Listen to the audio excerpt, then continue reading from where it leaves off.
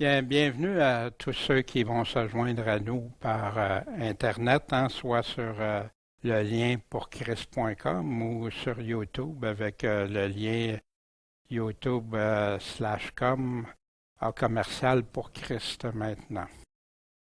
Bien, c'est une nouvelle série qui débute, basée sur ce qu'on a discuté la semaine dernière ensemble, tous ensemble. Puis qu'on va, Dieu voulant, qu'on va regarder l'ensemble de ça. Bien sûr, une tranche à la fois, une étape à la fois. Et cette nouvelle série est intitulée Tabou, ou des choses qu'on ne veut plus aborder dans l'Église parce qu'elles pourraient être dérangeantes ou créer des tensions, des prises de position diverses et autres. Des affirmations, ceux qui parfois affirment que c'est ça la vérité, mais que c'est pas clair ou c'est pas écrit comme ça dans la parole de Dieu, qui peuvent être vraies ou non, dépendamment, c'est pour ça qu'on doit vérifier, et qui amènent souvent beaucoup de confusion chez les chrétiens modernes, les chrétiens d'aujourd'hui. Et aujourd'hui, bien sûr, en se servant toujours des questions clés du contexte et de tout, on va examiner. Et pour commencer la série, j'ai choisi béni ou pas béni de Dieu. On entend souvent parler des bénédictions de Dieu dans l'Église, et il y a des chrétiens qui affirment des choses, il y a des chrétiens qui c'est l'autre, il y en a qui a de la confusion, puis il y en a qui s'abstiennent de parler de ça même, parce que c'est sujet à positions différentes. Bien, la liste des sujets à venir, dont celle qu'on a discutée, on va regarder bien sûr l'Ancien Testament, David, un homme au cœur selon Dieu, qu'Éric voulait connaître et comprendre. Les prophètes de la Bible, dans l'Ancien Testament, on a plusieurs prophètes de la Bible. On a aussi des exemples pour nous. On va parler, comme là, nous demandait, la sortie d'Égypte, les peuples qui vont l'accompagner, etc. Aussi une série que j'ai à cœur de vous présenter, qui va être si vous voulez, comme traité à part, mais de véritables héros de la foi. Pas des héros comme des héros qu'on présente modernes, mais vraiment ceux qui vont proclamer des exemples pour les chrétiens, des exemples qui ont fait que la parole de Dieu a eu de l'effet. Et bien sûr, des sujets devenus tabous ou présentant comme la vérité qui amène la confusion. Exemple, le salut. Comment être sauvé? Les plans du salut, un jour sauvé, toujours sauvé. D'autres qui proclament toujours déchu, même si c'est chrétien. La gratuité, qu'est-ce que ça signifie, le salut gratuit? La persévérance, la repentance, des éléments qu'on va regarder. Les bénédictions de Dieu. Fait que ce qu'on va voir, c'est ce qui divise souvent l'Église, malheureusement, qui devrait être un sujet de croire la même chose tous ensemble. Ce matin, bien sûr, les bénédictions de Dieu, un des premiers sujets, on va faire des sujets par sujet. L'unité versus la vérité. Qu'est-ce qui se passe? Est-ce qu'on peut être uni seulement dans la vérité ou dans le mensonge, uni dans le mensonge? Le mariage, le remariage qui a été demandé. La joie dans le Seigneur, Michel, qui est un bon exemple de ça. Et on veut comprendre, mais qu'est-ce que ça signifie, la vraie joie dans le Seigneur? Réjouissez-vous toujours. Le retour de Jésus-Christ, qu'on a déjà vu, bien sûr, pour notre part dans l'Apocalypse, dans le Matthieu 24, Luc 21, Marc 13, etc. Mais pourquoi on va tenter de regarder qu'est-ce qui se passe, pourquoi, même dans des endroits, c'est devenu tabou, il ne faut plus parler de ça. Bien sûr, la théologie ou la parole de Dieu. Il y en a qui ne font pas de distinction entre les deux. Mais malheureusement, il y a plein de théologie, alors qu'il y a juste une parole de Dieu. On voit les œuvres, le légalisme, la grâce, la prédestination, la foi. Qu'est-ce que c'est la vraie foi? Qu'est-ce que c'est croire en Jésus? L'amour inconditionnel, et etc. L'Église de Jésus-Christ. Je ne parle pas nécessairement des églises, on parle de l'Église de Jésus-Christ. Son histoire du début à aujourd'hui. Et en passant, on a parlé bien sûr des premiers chrétiens. Hein?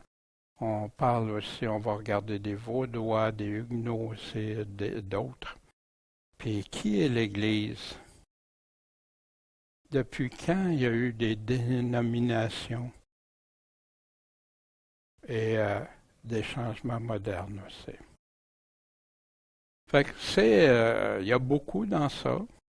Et si Dieu le permet, on va voir tout ça, parce que c'est toujours pour Dieu, en Dieu, puis pour nous aider comme chrétiens, pour qu'on grandisse ou qu'on s'affermisse ou qu'on regarde, non pas ce que les hommes nous disent, nous enseignent nécessairement, à moins qu'ils soient en pleine relation sur ce que Jésus-Christ lui-même et ses apôtres nous ont donné, nous ont dit. Bien sûr, je ne peux pas faire tout ça sans appliquer des principes bibliques, les principes de Dieu lui-même, les principes qui viennent de sa parole. Prêche la parole, insiste en temps et hors de temps, reprend, censure, exhorte en toute patience, en instruisant, pas pour détruire, pour construire, pour ramener à ce qu'on ait une seule foi, la même foi, mais en Jésus-Christ. Si quelqu'un parle, au nom de Dieu, qu'il parle selon les oracles de Dieu, les oracles, la parole de Dieu. C'est ça, ce que Dieu a dit. Si quelqu'un exerce un ministère, qu'il exerce selon la force que Dieu lui communique. Puis, merci Seigneur, je le fais pour ma part selon ce que Dieu me communique. Je ne peux pas aller au-delà de ça ou en deçà de ça. Seigneur, c'est toi qui donnes. Puis c'est toi qui décides de quelle intensité ou pas. C'est à lui, par Jésus-Christ, à qui appartiennent la gloire, la force au siècle des siècles. Amen. Dans Hébreux 5, en effet, tandis que vous devriez être maître depuis longtemps, vous avez encore besoin d'apprendre les premiers éléments des oracles de Dieu. Et vous en êtes venu à avoir besoin de lait et non de nourriture solide. Or, celui qui se nourrit de lait ne comprend pas la parole de la justice, car il est un petit enfant. Mais la nourriture solide est pour les hommes faits, pour ceux qui par habitude ont le jugement exercé à discerner le bien et le mal, à discerner aussi ce qui est vérité ou mensonge, à discerner. Et c'est ce qu'on veut. Puis, bien sûr, quand tu vas dans la nourriture solide, il y en a que ils en font une indigestion. Ce n'est pas ce qu'ils recherchent. Puis il y en a que c'est compréhensible, ils s'acheminent, mais il y en a que c'est parce qu'ils ne veulent pas voir, malheureusement. Ils n'ont pas cet amour de la vérité. Et c'est ce qu'on doit toujours avoir, cet amour de la vérité. Mais pour celui qui garde sa parole, je veux dire qui a lit, qui a comprend, puis qui a mis en pratique, l'amour de Dieu est véritablement parfait en lui. C'est si important parce que c'est à ça qu'on connaît que nous sommes en lui. Parce que je garde sa parole. Puis, Paul qui avertit, ceux qui, avec toutes les séductions de l'injustice, de l'iniquité, du péché, parmi ceux qui se perdent. Pourquoi? Parce qu'ils n'ont pas reçu cet amour de la vérité pour être sauvés. Ils ne veulent pas l'accepter. Voici dans Actes, ceux-ci eurent des sentiments plus nobles que ceux de Thessalonique, tant l'apôtre et ceux qui l'accompagnaient étaient en Bérée.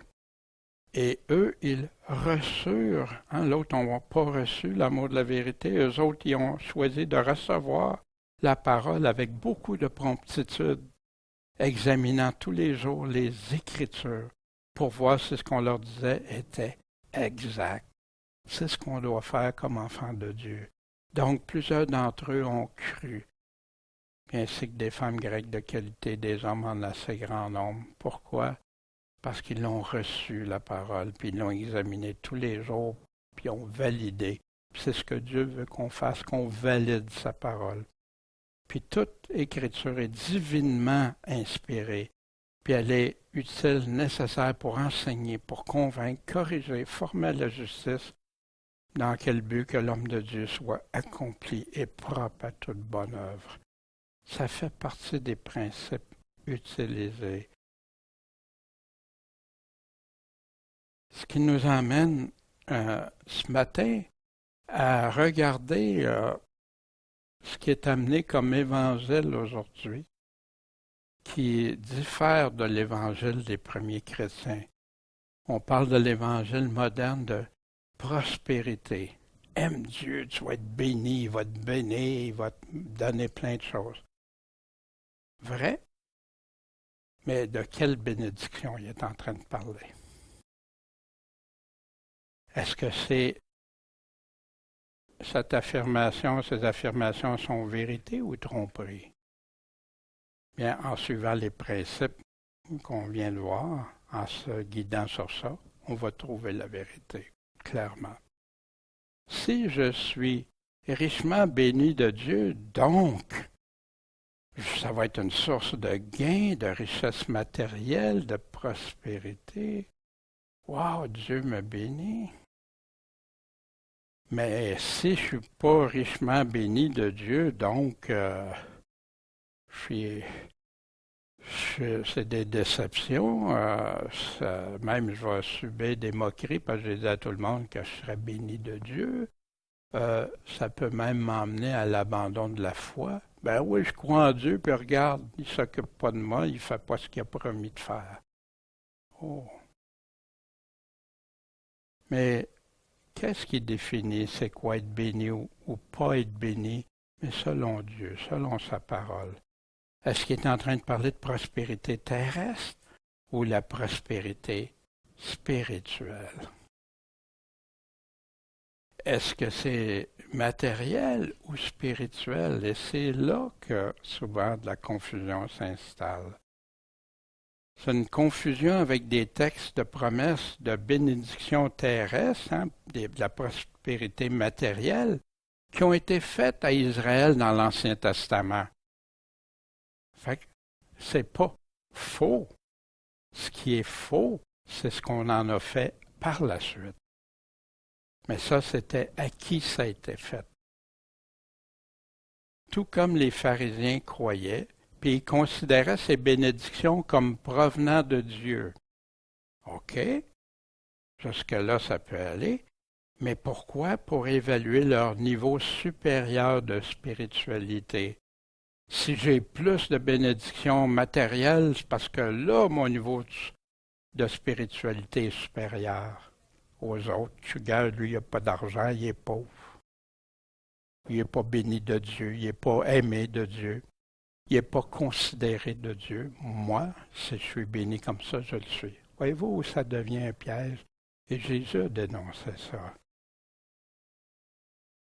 Parce que c'est pas ce que Jésus a dit à son Église pendant qu'elle était sur la terre, pendant que lui était sur la terre, mais des promesses de bénédiction, de prospérité spirituelle pour l'enfant de Dieu et le royaume de Dieu. C'est ça que Jésus a présenté dans le véritable Évangile, dans le Nouveau Testament, cette nouvelle alliance. Fait que, est-ce qu'on est béni ou pas selon Dieu? Des exemples dans l'Ancien Testament. Abraham. Hein? Abraham a reçu beaucoup de bénédictions de Dieu. Il a été éprouvé aussi.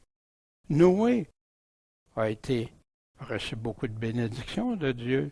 Il aimait Dieu, il suivait Dieu, hein, juste devant Dieu. Mais il a subi beaucoup aussi. Il a tout perdu avec le déluge. Joseph a été béni de Dieu. Il a tout perdu, puis après ça, il a été béni. David, qui est parti petit, puis après ça, il a été béni de Dieu richement. Mais aussi, parfois, que c'est devenu un piège. Salomon, son fils, qui lui a été richement béni, l'homme le plus riche, l'homme le plus sage, mais que tout ça a conduit à mettre Dieu de côté à la fin de sa vie.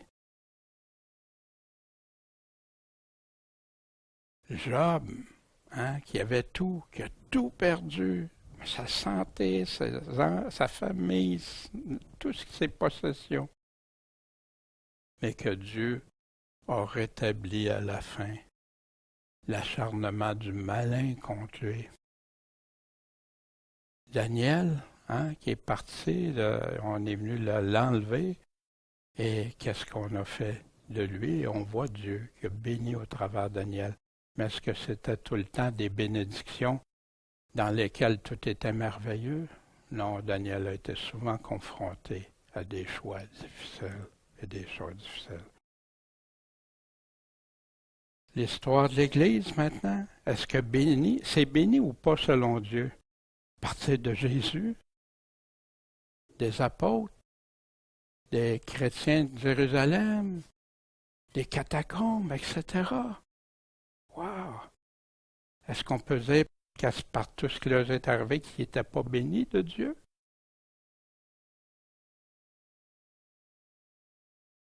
Ceux d'aujourd'hui, nos frères d'aujourd'hui. Si on regarde la définition d'être béni, bénir, être béni, rendre grâce, le mot grec dans Strong 21-27, louer, célébrer par des louanges, ça peut être invoquer des bénédictions, consacrer une chose par des prières solennelles. Ça, on voit ça dans des religions. Mais ça, tu ne vois pas ça dans le Nouveau Testament, mais tu vois ça dans l'Ancien Testament, quand ils ont consacré le temple, les ustensiles, etc. Des choses comme ça. Prier Dieu pour le bénir, prononcer une bénédiction de consécration de Dieu, faire prospérer, rendre heureux, accorder des bénédictions, être favorisé par Dieu, béni. Dans le fond, ce que ça veut dire, c'est faire du bien, dire du bien, penser du bien, demander du bien, recevoir du bien, puis prospérer. Mais comme on a vu tantôt, Jésus nous a dit quelle prospérité est la plus importante. Pas comme celle des pharisiens, comme les pharisiens le voyaient, mais comme Dieu le voyait. Être béni, des bénédictions dans le Nouveau Testament, on a quelques exemples ici. Béni soit Dieu, le Père de notre Seigneur Jésus-Christ, qui nous a bénis de toutes sortes de bénédictions matérielles, spirituelles. Sur la terre, non, dans les lieux célestes, par Christ. Or, je sais qu'en me rendant auprès de vous, Paul dit aux Romains, je viendrai avec la plénitude des bénédictions matérielles. Non, de l'Évangile de Christ. Voyez-vous la différence, comment parfois on peut se laisser... Enfin, soyez tous d'un même sentiment, compatissant, fraternel, miséricordieux, bienveillant les uns envers les autres. Rendez pas le mal pour le mal, ni l'injure pour l'injure. Au contraire, bénissant, faire du bien, sachant que c'est à cela que vous êtes appelés. Pourquoi? Dans quel but? Afin que vous héritiez la bénédiction, la vraie bénédiction de Dieu. Pierre nous dit. La parole nous parle de bénir les autres. Voici Paul aux Corinthiens, nous nous fatiguons en travaillant de nos propres mains, outragés, On bénit, on fait du bien à ceux qui nous outragent. Persécutés, on l'endure par amour pour Dieu. C'est comme il y en a parfois, ils vont dans des églises pour être juste pour eux. Non, c'est pour les autres. Oui, Dieu va nous bénir, mais c'est pour les uns les autres. Autrement, si tu bénis en esprit, comment celui qui tient la place d'un ignorant répondra-t-il Amen à ton action de grâce puisqu'il ne sait pas ce que tu dis? Hein? Le fameux parler en langue. Mais non, tu peux bénir dans ton esprit, dire du bien de Dieu, lui le louer, tout ça. Mais si l'autre ne comprend pas, bénissez, faites du bien à ceux qui vous persécutent. Bénissez, maudissez-les pas. Et encore, on va revenir, qui est béni de Dieu ou pas? On commence à, bien sûr, rendre des choses que vous saviez, mais que les bénédictions aujourd'hui sont devenues une source de confusion. Tellement qu'il y a des gens qui n'osent plus seulement parler, qui sont bénis de Dieu, ou pas parce qu'il y a une mauvaise compréhension. Parfois, ça devient comme un sujet de découragement pour certains. Regarde, lui, il est béni, regarde tout ce qu'il y a, puis regarde-moi, qui emmène à la convoitise, à la jalousie, au lieu de dire non. Puis là, se sentir inférieur, spirituellement béni par Dieu, comme, non, on ne peut pas. Voici ce que Jésus dit. Qui est béni de Dieu ou pas? Alors Jésus, levant les yeux vers ses disciples, dit, heureux, vous qui êtes pauvres. Pourquoi? Parce que le royaume de Dieu est à vous. Heureux, vous qui avez faim maintenant, parce que vous serez rassasiés. Heureux, vous qui pleurez maintenant, parce que vous serez dans la joie. Vous serez heureux quand les hommes vous haïront, vous chasseront, vous diront des outrages, vous rejetteront votre nom comme mauvais à cause du Fils de l'homme. Bien sûr, il faut que ce soit à cause de Dieu. Hein? Mais la bénédiction est où dans ça? Hein? Si on regarde selon des définitions modernes. Réjouissez-vous en ce temps-là et tressaillez de joie. Pourquoi? Parce que votre récompense sera grande dans le ciel, plein de bénédictions spirituelles dans les lieux célestes. Car c'est ainsi que leur Père traitait les prophètes. Mais malheur à vous, riches, parce que vous avez reçu votre consolation. Imaginez, c'était plein de pharisiens autour de Jésus. Malheur à vous qui êtes rassasiés parce que vous avez faim. Malheur à vous parce que vous aurez faim, excusez. Malheur à vous qui riez maintenant parce que vous vous lamenterez, vous pleurez. Malheur à vous lorsque tous les hommes diront du bien de vous, car leur Père en faisait de même aux faux prophètes. C'est toujours plus intéressant de se faire, de croire un mensonge parce que la personne dit des faussetés qui nous font plaisir à entendre plus que « Wow, non, ça va brasser. » Hein? Puis ici, mais je vous dis à vous qui m'écoutez, qui écoute, aimez vos ennemis. Faites du bien à ceux qui vous haïssent, bénissez-les, bénissez ceux qui vous maudissent et priez pour ceux qui vous outragent. Jésus est revenu souvent avec cet enseignement-là dans les évangiles. On a aussi le riche et Lazare, hein, vous vous souvenez de ça. Puis la veuve qui va être richement bénie de Dieu, qui a donné 2 petites pièces comparées à tous ceux qui donnaient des gros, plein d'argent dans le chose. Fait que les chrétiens peuvent-ils être bénis sans prospérité matérielle? C'est quoi la réponse? Hein? Jésus nous l'a donné clairement. Qui est riche et prospère selon Jésus? Vendez ce que vous avez, donnez-le en aumône. Faites-vous des bourses qui ne s'usent pas, un trésor dans les cieux qui ne manque jamais, d'où les voleurs n'approchent pas et où la teigne ne gâte rien. Car où est votre trésor? Là aussi sera votre cœur. C'est quoi notre trésor? Où est notre cœur? mais cherchez en premier le royaume de Dieu, puis sa justice, puis toutes ces choses vous seront données par-dessus. Dieu dit qu'il va s'occuper, qu'il va veiller sur nos besoins. Mais il ne dit pas qu'il va nous donner plein de richesses matérielles. Et dans l'Évangile de prospérité moderne, c'est, regarde là, Dieu va tout te donner en surabondance. Mais c'est pas les mots que je trouve dans le texte. Ne faites-vous pas en vous-même des différences et n'êtes-vous pas devenus des juges qui avaient des mauvaises pensées, que Jacques dit à ceux qui évaluent les personnes selon la richesse qu'ils ont.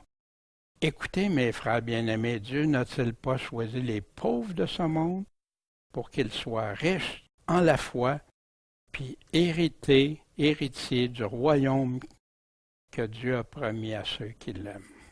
Wow! Qui est riche ou prospère ici?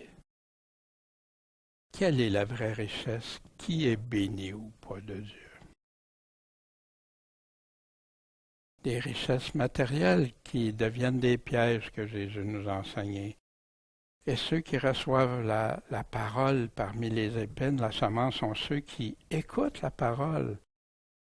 Mais les soucis de ce monde, la séduction des richesses et les passions pour les autres choses survenant après avoir écouté la parole, étouffent la parole, puis la parole devient sans fruit en eux, infructueuse.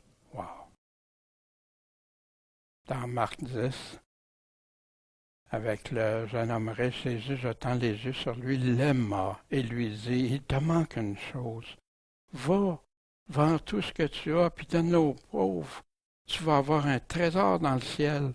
Après ça, viens, suis-moi en te chargeant de ta croix, de la croix.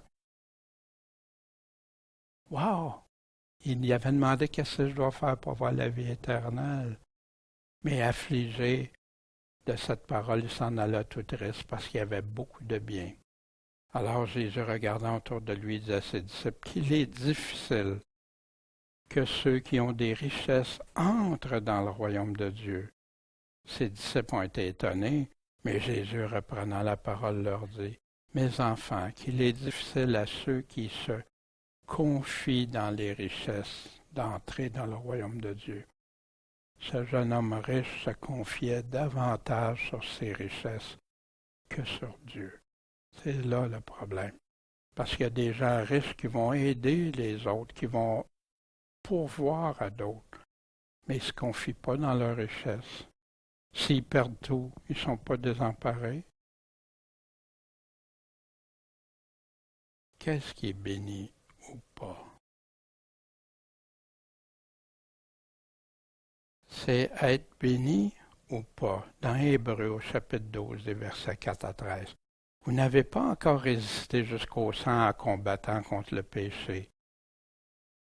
Vous avez oublié l'exhortation qui vous est adressée comme à des fils. Mon fils, ne méprise pas le châtiment du Seigneur. Perds pas courage quand il te reprend. Les chrétiens ont tous à faire face à ça un jour. Sinon plusieurs jours dans leur vie, dépendamment à comment ils se soumettent à Dieu. Car le Seigneur châtie celui qui l'aime. Il frappe de ses verges tout fils qui le reconnaît, tous ceux qui deviennent son enfant, tous ceux que Dieu dit, oui, tu es mon enfant maintenant. Si vous endurez le châtiment, Dieu se présente à vous comme à des fils. Car quel est le fils que son père ne châtie pas? Mais si vous êtes exempt du châtiment auquel tous sont part, vous êtes donc des enfants illégitimes, ou dans le texte c'est des bâtards, non des fils légitimes.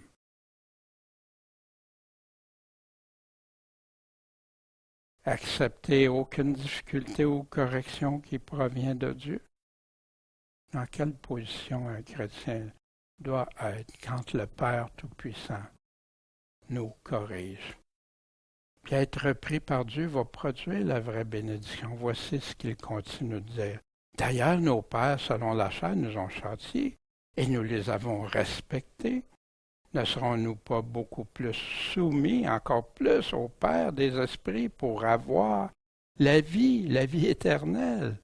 Car nos pères nous châtiaient pour peu de jours, comme ils le trouvaient bon. Mais Dieu nous châtie dans quel but? Pour notre avantage. Puis pour faire quoi? Pour qu'on participe à sa sainteté, qu'on marche selon lui. Soyez saints car je suis saint. Il est vrai que tout châtiment ne paraît pas sur le moment un sujet de joie, mais de tristesse. Mais ensuite, il produit du fruit, un fruit paisible de justice pour ceux qui ont été ainsi exercés. Donc, fortifiez vos mains languissantes, vos genoux affaiblis, et faites à vos pieds un chemin droit, le chemin étroit, afin que ce qui cloche ne se dévoie pas, mais plutôt qu'il soit guéri, affermi. Je marche sur le chemin, solidement, le chemin de Christ. Est-ce qu'un chrétien peut vouloir et même aimer être pris par Dieu? Proverbe 3, 11, 15. Mon fils, ne rejette pas la correction de l'Éternel. Ne perds pas courage de ce qu'il te reprend. Voyez-vous la citation qu'on a lue tantôt? Car l'Éternel châtie celui qu'il aime, comme un père l'enfant qu'il chérit. Heureux l'homme qui a trouvé la sagesse et l'homme qui avance dans l'intelligence. Voici l'intelligence selon Dieu. Car il vaut mieux l'acquérir que de gagner l'argent. Et le revenu qu'on peut en tirer vaut mieux que l'or fin, ce qui est considéré comme très précieux. Elle est plus précieuse que les perles et toutes les choses désirables n'y arrivent même pas à cheville, ne valent pas. Est-ce qu'on doit désirer puis aimer être pris par Dieu? Oui, malgré ce que ça nous coûte des fois, malgré la peine même des fois, la tristesse que ça nous emmène. Mais pourquoi?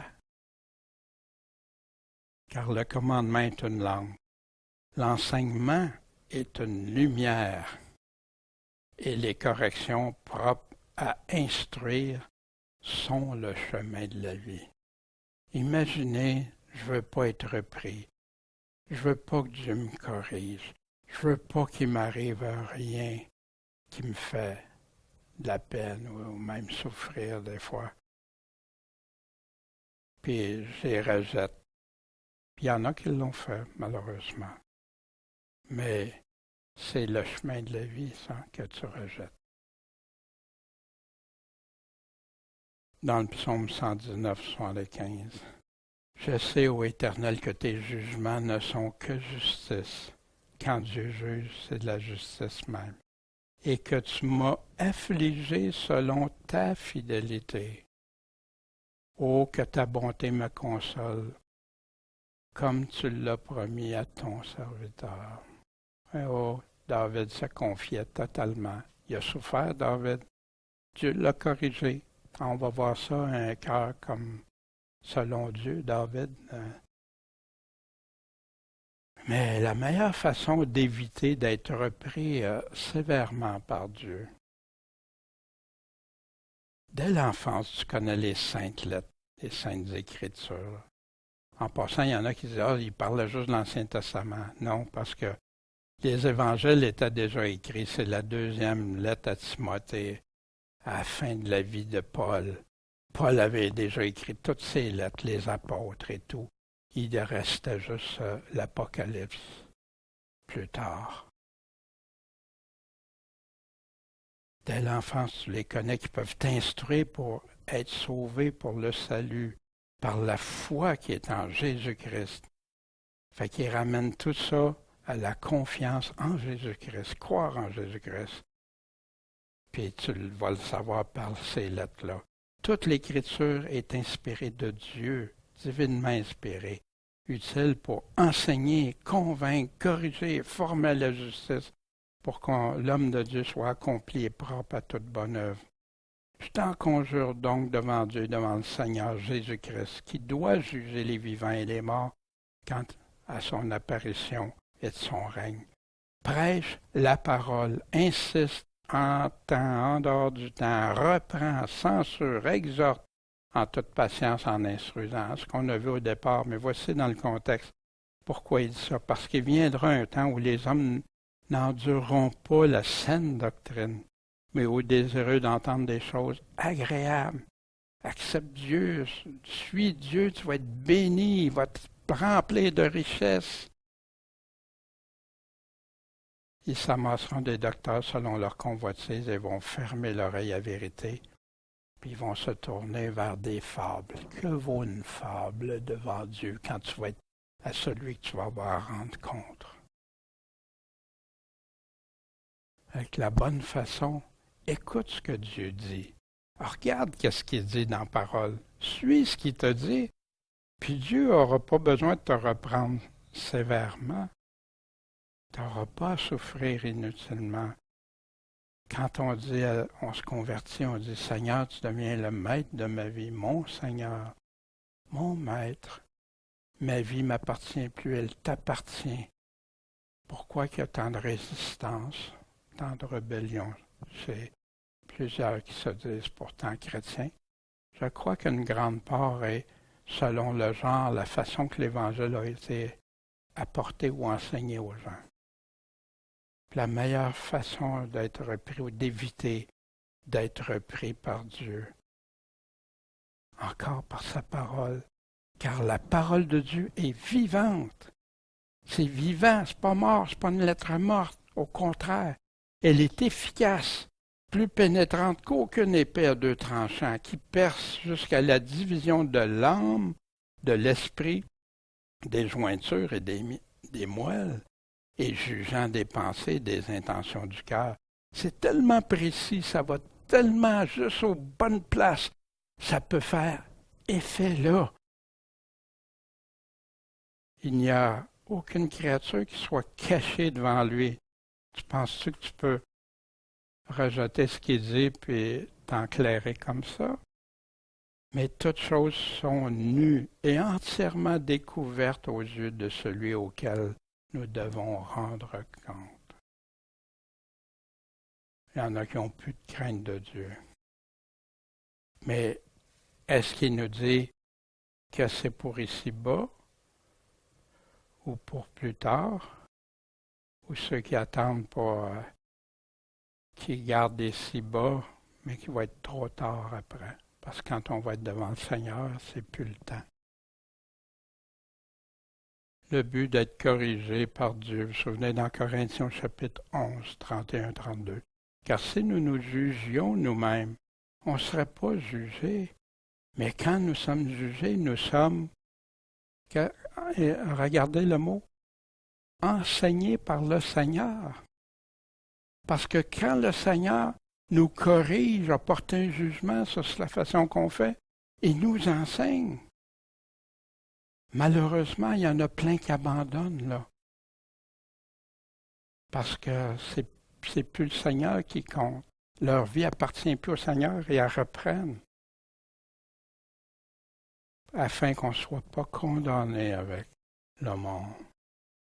Dieu, notre âme est très précieuse aux yeux de Dieu. Bienheureux est l'homme qui endure la tentation, l'épreuve.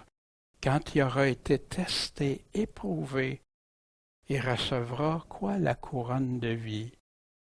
Il n'a pas encore reçu, il va recevoir la couronne de vie après avoir enduré l'épreuve, après avoir été éprouvé, que Dieu a promise à qui? À ceux qui l'aiment. Notre âme est ce qu'il y a de plus précieux pour Dieu. C'est pour ça que Dieu nous corrige, c'est pour ça que Dieu nous amène. Est-ce une bénédiction de Dieu d'être corrigé ou un malheur? Notre âme est ce qu'il y a de plus précieux. Puis pour moi, quelle valeur j'accorde? Quelle est la valeur de mon âme? Quand on est repris par Dieu, On a un exemple ici, dans plusieurs des 5 sur 7 des églises, et il les reprend. Mais voici ici, je reprends, je châtie tous ceux que j'aime. Donc, aie du zèle, repens-toi. Puis il est en train de parler de marcher vêtu de vêtements blancs, de ne pas être tiède, d'être engagé, zélé pour le Seigneur. Je me tiens à la porte et je frappe. Si quelqu'un entend ma voix, mais à qui il dit ça? À une église. Il y a des individus dans l'église. Et m'ouvre la porte, là je vais entrer chez lui et je souperai avec lui, puis lui avec moi. Là, je serai en relation avec, là, je serai en communion avec lui, en communication. Mais pas s'il ne se repente pas. Heureux l'homme que tu châties ô Éternel et que tu instruis par ta loi. Quelle est notre loi à nous? C'est la loi de Christ aujourd'hui. Pour le mettre à l'abri des jours d'adversité, jusqu'à ce que la fosse soit creusée pour le méchant. Puis il promet d'en protéger pour la fin des temps. Car l'Éternel ne délaisse pas son peuple et n'abandonne pas son héritage, car le jugement sera conforme à la justice et tous ceux qui sont droits de cœur le suivront. Amen. Mais ils sont repris par Dieu, mais parce que Dieu les aime et ils ne veulent pas qu'ils s'en aillent. Vous savez, on chantait le chant « Sonde moi, ô Dieu ». Je me dis, c'est le psaume 139, verset 23-25 autour de ça. Puis moi, la prière qui me vient à cœur souvent, « Seigneur, fais-moi voir ce que je dois corriger en moi. » Que je ne sois pas rebelle envers toi, que je pense pas que je puisse te cacher des choses puis m'en sortir comme ça. Fais-moi comprendre tes corrections, parce que je le sais que je suis pas un fils illégitime. Fais-moi aimer ce que tu aimes et fais-moi haïr ce que tu es. Je crois que, comme chrétien, ça fait partie, ça, de ce qu'on doit appliquer dans nos vies. Mais est-ce que des fois je peux être corrigé à cause de moi-même ou à cause de quelqu'un d'autre? Oui, des fois, j'ai subi des choses, de l'adversité ou des choses, pas nécessairement par moi. Des fois, c'est quelqu'un d'autre, mais des fois, c'est moi qui peux faire ça aussi. Ici, dit domestique ou employé aujourd'hui, on a soyez soumis à vos maîtres en toute crainte, non seulement à ceux qui sont bons et indulgents, mais aussi à ceux qui sont difficiles. Pourquoi? Parce que c'est une chose agréable à Dieu que quelqu'un, par un motif de conscience envers Dieu, endure les afflictions en endurant injustement. Endurer l'injustice envers nous-mêmes, c'est ce que Jésus a fait lui-même. C'est ce que les apôtres ont fait eux-mêmes. Paul, on se souvient de Paul, ce qu'on a lu de Paul et tout ça. Quelle gloire en effet vous reviendrait-il si vous supportez patiemment d'être battu pour avoir mal fait? Là, si c'est toi, parce que tu as mal agi, ben, tu le mérites, ça n'a rien à voir avec Dieu que c'est. Mais si vous supportez patiemment la souffrance pour avoir fait le bien fait, c'est à cela que Dieu prend plaisir. Parce que c'est à ça que vous êtes appelés, puisque Christ a souffert pour vous. Vous laissez un exemple afin que vous suiviez ses traces. On n'entend pas souvent parler de ça dans l'Évangile moderne qu'on regardera éventuellement. Accepte Jésus, tu vas voir, tout va bien aller, ça va être merveilleux dans ta vie. Il y a une vérité dans ça. Mais la vérité, quelle est la signification? Pour avoir une meilleure vie ici? Non, ici, il peut nous faire goûter déjà, nous donner une paix, nous donner une joie, nous donner plein de choses qu'on ne pensait jamais. Mais est-ce que j'accepte Jésus-Christ qui devienne mon sauveur, ou si j'accepte Jésus pour qu'il devienne mon Seigneur et mon sauveur. Puis, c'est juste pour ma vie ici. Voici Paul, hein, je suis encore, plus encore, je le suis par les travaux, les blessures, les prisons, souvent danger de mort, hein, les 40 coups moins un de fouet. J'ai été lapidé, etc. Puis Paul, en danger parmi les gentils, en danger dans les déserts, parmi les faux frères, dans les peines, les veilles, la faim, la soif, les jeûnes, le froid, la nudité, sans parler de tout ce qui est assiégé. Est-ce que Paul, vous pensez qu'il prêchait un évangile pour que ta vie soit merveilleuse ici-bas?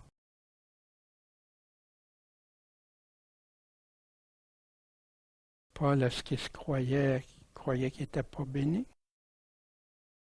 Nous sommes pressés de toute manière, mais non réduits à l'extrémité, en perplexité, mais pas sans l'espérance, persécutés, mais non abandonnés, abattus, mais non entièrement perdus.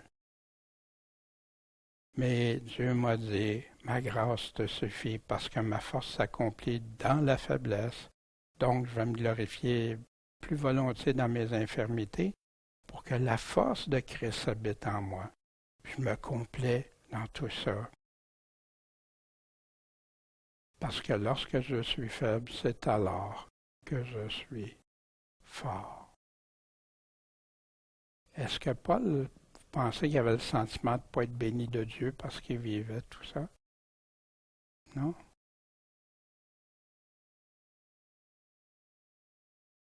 Parfois, on se sent opprimé, hein, ça va pas bien, toutes sortes découragées même, puis tout.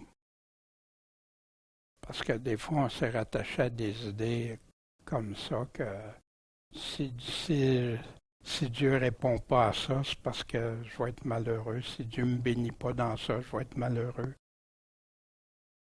Puis là, Dieu, ouais, tu sais, la foi, tu sais. Voici la solution de Paul. Revêtez-vous de toute l'armure de Dieu afin que vous puissiez tenir ferme contre les artifices du diable, comme il a fait à Job. Puis nous, comme chrétiens, c'est de tenter, et parfois c'est pas toujours clair, c'est pour ça qu'on a besoin de demander à Dieu, est-ce que c'est de l'adversité qui vient du malin, ou c'est Dieu qui m'envoie cette correction-là pour que je change? Mais dans les deux cas, Dieu est au courant. Dieu le permet, puis Dieu ne permettra pas que ça aille au-delà de nos forces, nos capacités, pour nous aider à s'en sortir. Mais ici, c'est pas contre la chair et le sang qu'on a à combattre, mais contre les principautés, les puissances, les ténèbres de ce siècle, les puissances spirituelles de la méchanceté dans les lieux célestes. C'est pourquoi prenez toutes les armes de Dieu, afin que vous puissiez résister dans le mauvais jour, puis qu'ayant tout surmonté, vous demeuriez ferme. Et là, vous vous souvenez, on a vu souvent l'armure, hein? La ceinture de vérité, le bouclier de la foi, le casque du salut, les pieds, le zèle de l'Évangile, l'épée, tout ça, la prière. Mais si tu portes ton armure comme ça, penses-tu que tu vas avoir beaucoup de corrections de Dieu?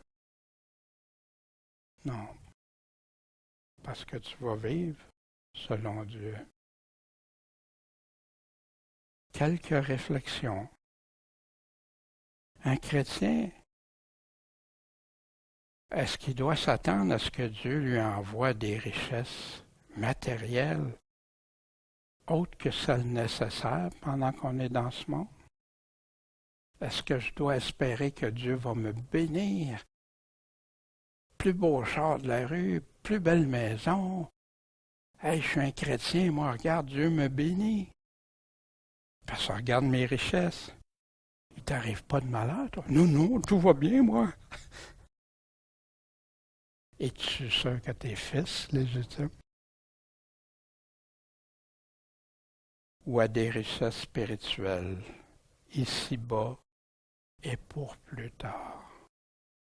Et la plus grande de ces bénédictions-là est la couronne de vie, la vie éternelle.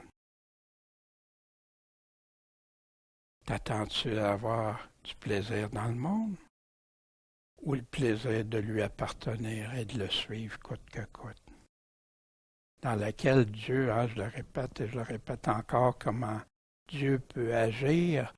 Actuellement, il agit dans nos frères et nos sœurs qui sont persécutés sévèrement juste parce qu'ils ont la foi en Jésus-Christ puis qui ont la paix au travers de ça, la paix de Dieu. Des chrétiens qu'on a dans l'histoire, des chrétiens qui brûlaient au bûcher en chantant des chansons au Seigneur, louant Dieu, donnant des passages bibliques pendant qu'ils brûlaient. C'est-tu humainement possible? Non, mais c'est divinement possible. La paix dans ce monde ou la paix de Christ en nous, malgré toutes les persécutions, tout ce qui peut nous arriver pour Jésus. C'est ce que Paul enseignait, c'est ce que Paul vivait. Pierre aussi, les apôtres ont enseigné. Prêt à porter sa croix, prêt à perdre sa belle vie d'ici. Ça fait qui est attiré par les bénédictions du monde? Est-ce qu'on peut servir Dieu et Maman? Ou si je suis attiré par les bénédictions de Dieu? Quelle est la vraie prospérité selon Dieu, biblique?